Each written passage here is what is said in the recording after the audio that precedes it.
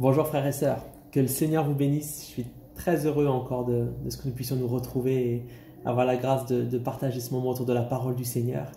Le Seigneur m'a mis à cœur de continuer sur le thème de dimanche qui était la crainte des hommes. On avait pu prendre un moment béni, un moment puissant vraiment dans la présence du Seigneur sur ce thème où le Seigneur dans Isaïe 51 nous rappelait que nous n'avons pas à craindre les hommes, nous n'avons pas à craindre les fils d'Adam. Nous n'avons pas à craindre dans l'adversité face à l'oppresseur, quel que soit l'oppresseur, le type d'oppresseur.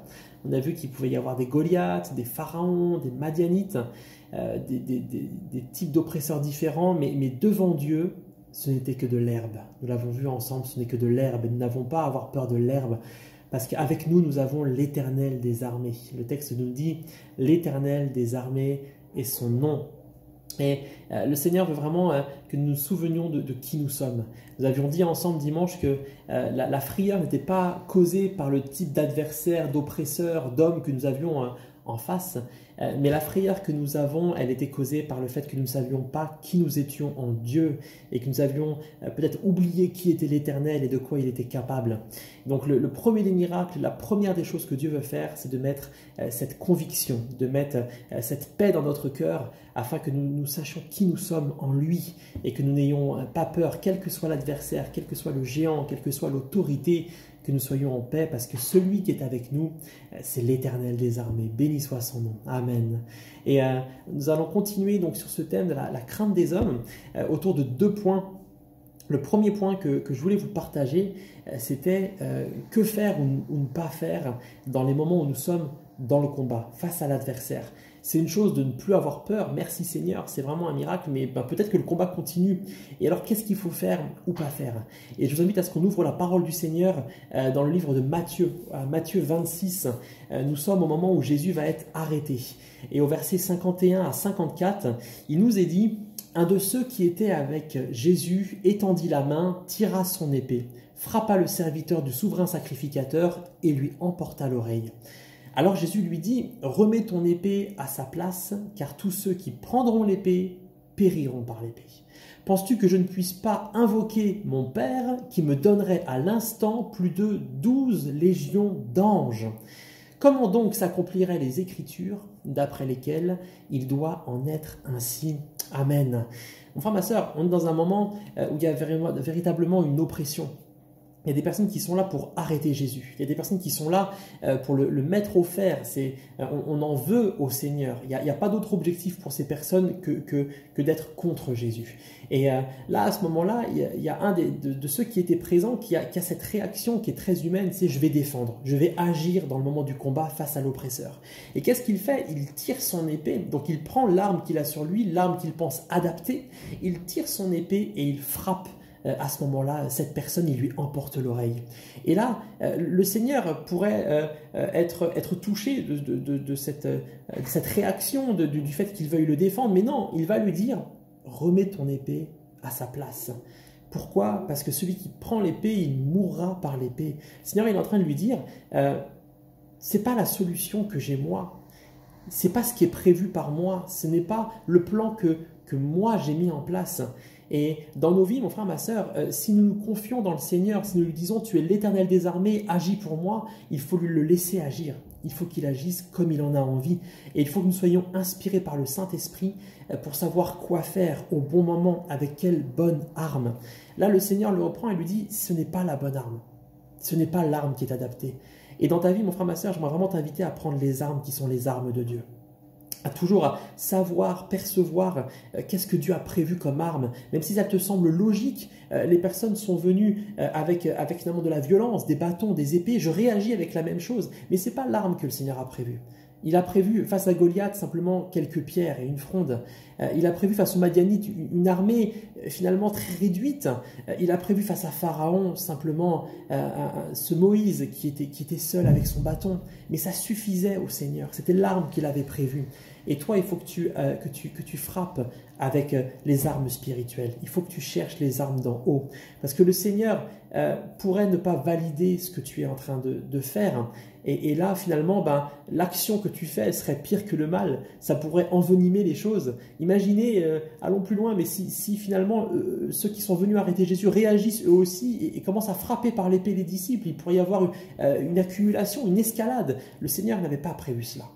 Et le Seigneur dans nos vies, le Seigneur peut-être en ce moment, il est en train de te dire dans ce que tu vis, qui est compliqué, je l'entends, mais remets ton épée à sa place. Parce que ce n'est pas l'épée que j'ai prévue. Ce n'est pas la solution que moi j'ai prévue. J'ai prévu autre chose. Et c'est là où c'est important que nous sachions qui nous sommes en Dieu. Parce que si nous savons qui nous sommes en Dieu et si nous savons qui est Dieu, alors nous allons agir comme le Seigneur le veut.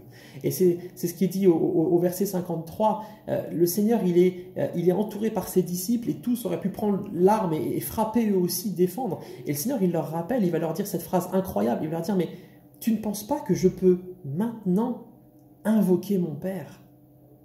Et c'est ça ce que le Seigneur veut pour nos vies. Tu ne penses pas que je puisse maintenant invoquer mon Père? Et le Seigneur te dit, ne prends pas tes armes humaines, mais invoque le Père. Invoque le Père pour que lui, il donne la solution, pour que lui, il donne l'arme nécessaire dans ce combat.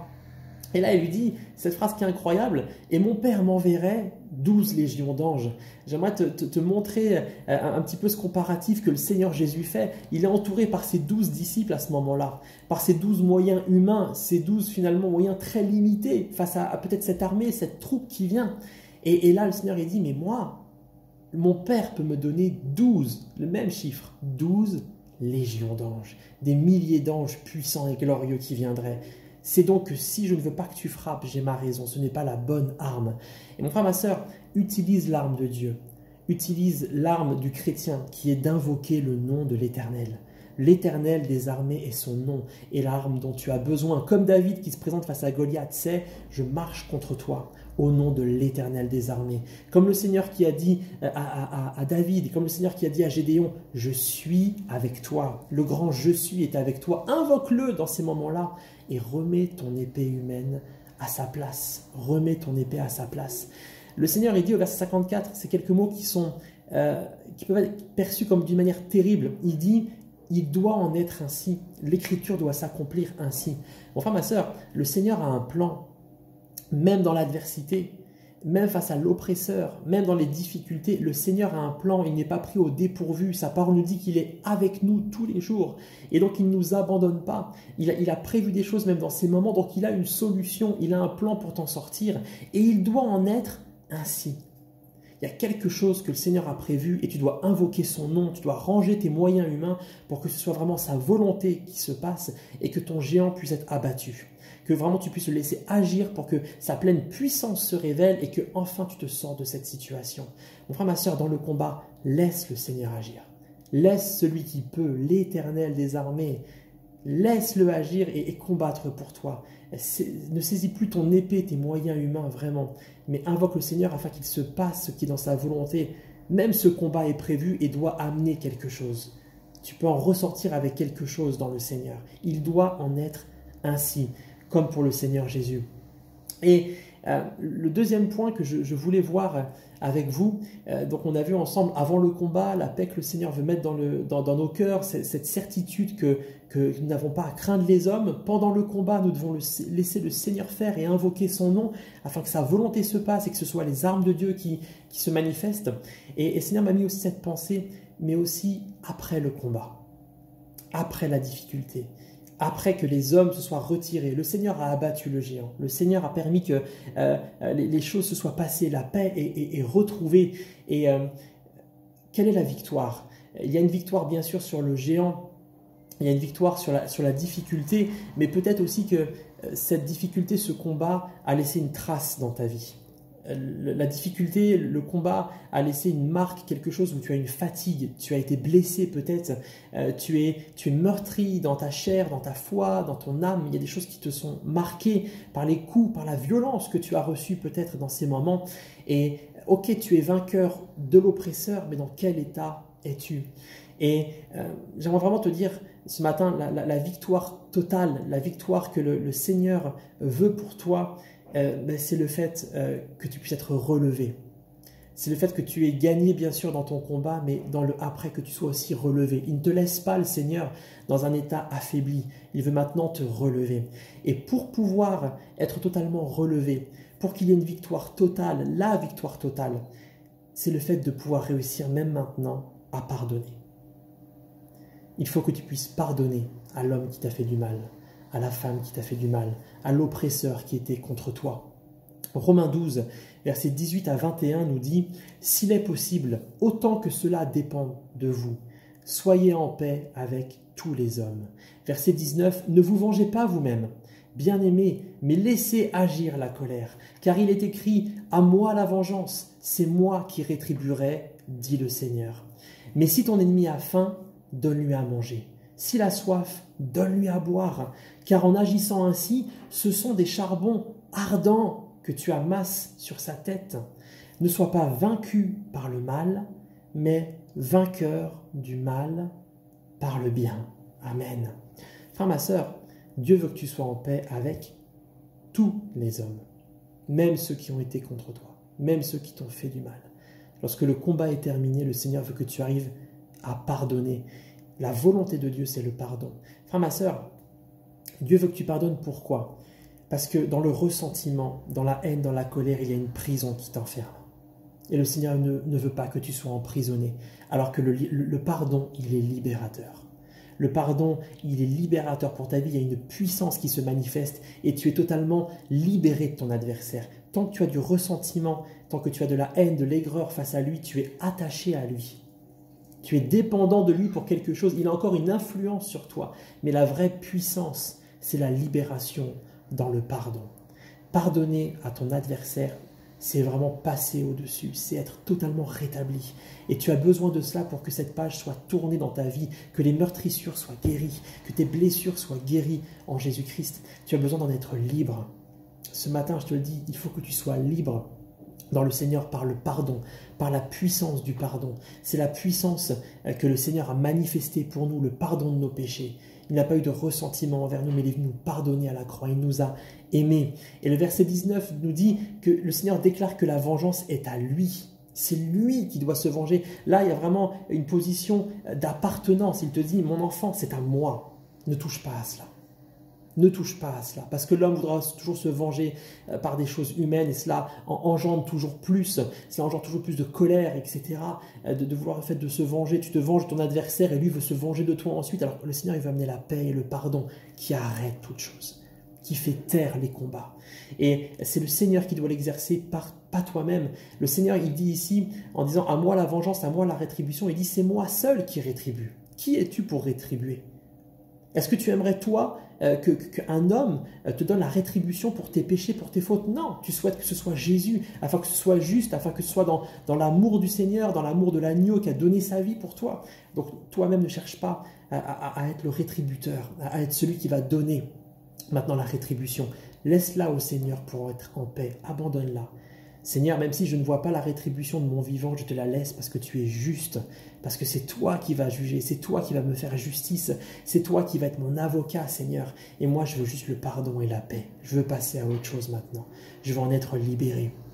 Et au verset 20, le Seigneur va même plus loin en disant « Bénis ton ennemi, bénis ton ennemi, aime-le. Il a soif, donne-lui à boire. Il a faim, donne-lui à manger. » C'est ce verset, ce commandement nouveau que donne le Seigneur. Aimez-vous les uns les autres.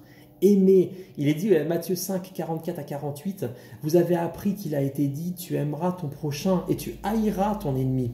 Mais moi, je vous dis, aimez vos ennemis. Bénissez ceux qui vous maudissent. Faites du bien à ceux qui vous haïssent et priez pour ceux qui vous maltraitent et vous persécutent, afin que vous soyez fils de votre Père, fille de votre Père qui est dans les cieux, car il fait lever son soleil sur les méchants et sur les bons, et il fait pleuvoir sur les justes, sur les injustes. Si vous aimez ceux qui vous aiment, quelle récompense méritez-vous? Les publicains aussi n'agissent-ils pas de même? Verset 47, « Et si vous saluez seulement vos frères, que faites-vous d'extraordinaire? Les païens aussi n'agissent-ils pas de même ?» Verset 48 nous dit, « Soyez donc parfaits, comme votre Père Céleste est parfait. » Mon frère, ma sœur, Dieu veut que tu rentres dans la perfection. Dieu veut te faire aller plus loin. Et parfois, nos combats servent à cela. C'est pour ça qu'il faut vraiment lui remettre les armes au Seigneur. Il ne faut pas tirer l'épée par nous-mêmes, parce que le Seigneur, il veut t'amener à la perfection. Il veut que ton combat serve à quelque chose. Que ce soit pas seulement que tu aies subi une oppression et que tu aies juste survécu comme ça, avec en plus des meurtrissures, des choses qui t'ont marqué, mais que tu sois vainqueur, bien sûr. Viens d'abord la paix dans ton cœur, vainqueur de l'adversaire, parce que Dieu t'aime et il veut te libérer. Mais il veut aller plus loin, il veut vraiment que ce soit parfait comme lui est parfait. Et donc pour ça, tu as besoin que ce soit le plan parfait de Dieu qui puisse être agissant dans ta vie, qui puisse se réaliser dans ta vie. Dieu aime parfaitement le monde. Christ est venu parfaitement payer nos péchés, parfaitement montrer l'amour du Père. Et Dieu veut que nous soyons ainsi. Dieu veut que nous fassions nous-mêmes ainsi, pardon. Il veut que nous aimions et que nous soyons dans le pardon, comme lui l'a été. Et c'est fort parce que le verset nous dit, quand nous aimons, ce sont des charbons ardents qui sont au-dessus de la tête de notre adversaire. Mon frère, ma soeur, lorsque tu aimes, lorsque tu agis différemment, tu mets de la chaleur brûlante au-dessus de la tête de ton adversaire. Ses pensées, c'est quelque chose qui le brûle à l'intérieur, qui brûle les mauvaises pensées. Tu as fait quelque chose de nouveau. Tu vas brûler le plan de l'adversaire parce que ton adversaire lui-même est soumis au diable. Les choses qu'il fait, ce n'est pas inspiré par Dieu. Et Dieu l'aime aussi et il veut qu'il soit sauvé. Et peut-être même, imagine combien ce serait glorieux si par ton amour que tu lui manifestes, cette personne qui est un ennemi devient ton frère, devient ta sœur. Parce que ces charbons ardents, tu imagines, les braises incandescentes vont brûler les pensées de ce monde et vont les remplacer par les pensées divines. Les pensées de haine vont être remplacées par les pensées d'amour. Alors que tu aurais dû réagir par la haine, tu as réagi par l'amour et cela va le bouleverser complètement. Cela est possible dans ton combat et c'est alors que tu deviens vraiment vainqueur. Tu es totalement vainqueur, même jusqu'à être prêt à aimer, jusqu'à être prêt à accepter, à être prêt à faire quelque chose de nouveau, à tendre alors que tu n'aurais pas dû. Humainement, ce n'était pas possible. Mais Seigneur, il te fait rentrer dans une nouvelle dimension, la vraie dimension du vainqueur, qui te dit que tu es parfait, comme ton Père Céleste est parfait. Comme ton Père Céleste est parfait. Et il veut atteindre cette personne aussi. Le verset 21 nous dit « Ne sois pas vaincu par le mal ». Vraiment que le mal ne laisse aucune trace en toi, mon frère, ma sœur. S'il garde une trace en toi, c'est que tu es un peu vaincu. Même si tu as été vainqueur de toutes choses, s'il reste une racine, le diable aura réussi à t'atteindre, le mal aura réussi à t'atteindre. Alors le Seigneur te dit, ne sois pas vaincu, mais sois vainqueur. Sois vainqueur. Comment? Par le bien. Sois vainqueur du mal, par le bien. Remplace le mal par le bien. Il n'y a que ça qui peut le vaincre, par le pardon, par la puissance de l'amour, par la puissance du pardon. Donc la meilleure chose, c'est que le mal, que son souvenir, que son impact sur ta vie soit éloigné définitivement. Et alors tu es vraiment vainqueur. Et ton ennemi n'est plus un ennemi, mais quand tu le croises, tu n'as même pas de ressentiment, tu ne changes pas de trottoir, tu ne l'évites pas, mais tu peux le voir. Vous devenez frères. Et là, c'est plus puissant encore, le lien d'amour qui se crée dans le Seigneur. Et tu es donc vraiment vainqueur. Donc j'aimerais conclure en reprenant simplement ce que l'on a dit. Ne te défends pas par toi-même. Ne te défends pas par toi-même, mais invoque le Seigneur dans le combat. Ne cherche pas l'épée humaine, mais cherche l'épée de l'esprit.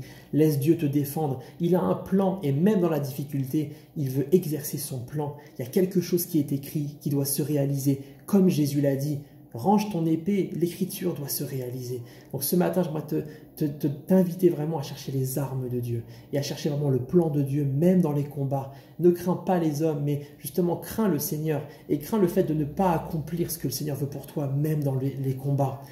La deuxième chose que je veux te dire, c'est pardonne. Pardonne, libère la puissance du pardon. Brise la prison d'enfermement, la prison d'animosité, de ressentiment, la prison d'aigreur. Brise ce qui veut t'enfermer maintenant, ce qui peut te laisser meurtrir. Refuse-le au nom de Jésus et rentre dans la puissance du pardon. Ce matin, tu as besoin de la puissance du pardon. Je la demande sur ta vie. Tu peux la demander au Seigneur au nom de Jésus. Reçois-la. Reçois-la. Le Seigneur la libère en cet instant sur ta vie. Peut-être que c'est quelque chose qui avait lieu il y a 20 ans de cela. Décide de pardonner ce matin. Peut-être à ton père, peut-être à ta mère, peut-être à quelqu'un de proche. Pardonne et laisse le Seigneur maintenant tourner cette page et remplacer ces meurtrissures par la guérison du Saint-Esprit, par l'amour du Seigneur qui vient te guérir ce matin. C'est la seule puissance que tu dois accepter. Brise la puissance des ténèbres, la puissance d'amertume. Remplace-la par la puissance du pardon, par la puissance pour ta vie qui va te faire devenir vainqueur. Donc ne laisse aucun mal, aucune racine du mal dans ta vie. Brise-les au nom de Jésus. Le Seigneur en a la puissance. La vraie victoire, c'est que ton ennemi n'ait pas réussi d'aucune manière à laisser quoi que ce soit en toi. Il n'y a pas que ce soit vraiment une victoire totale, qu'il n'en reste absolument rien et que au contraire tu en ressortes vainqueur, fortifié et peut-être même que le Seigneur utilise cela pour atteindre ton adversaire par l'amour qui agit en toi, par la puissance qui agit en toi, par le bien que tu fais maintenant et qui fait que c'est quelque chose de nouveau, quelque chose de céleste, quelque chose du royaume de Dieu. Que le Seigneur vous bénisse. J'aimerais juste prier pour vous une seconde. Seigneur, je te prie que cette parole maintenant, ce soit vraiment des paroles d'amour, des paroles de pardon, des paroles de victoire dans la vie de mon frère, de ma sœur. Que vraiment ce soit les bonnes armes de Dieu qui soient utilisées maintenant. Que Saint-Esprit, tu puisses faire ton œuvre de pardon, de réconciliation, de guérison dans les cœurs. Et que tu puisses faire rentrer toute personne ce matin qui écoute ces paroles, qui écoute cette parole. Que tu puisses la faire rentrer, Seigneur Jésus, dans le fait d'être vainqueur comme tu es vainqueur. D'être parfait comme tu es parfait, Seigneur Jésus. Cela est possible en toi. Et je libère vraiment le Saint-Esprit sur ces personnes au nom de Jésus afin qu'elles le reçoivent, Seigneur. Béni soit ton nom. Amen. Amen. Que le Seigneur vous bénisse. N'hésitez pas encore une fois à contacter les pasteurs si vous voulez en parler, qu'on prie ensemble et recevez vraiment la parole du Seigneur dans ce que Dieu veut sur la crainte des hommes et sur le plan que le Seigneur a dans les moments difficiles. Que le Seigneur vous bénisse, je vous dis à très vite. Au revoir.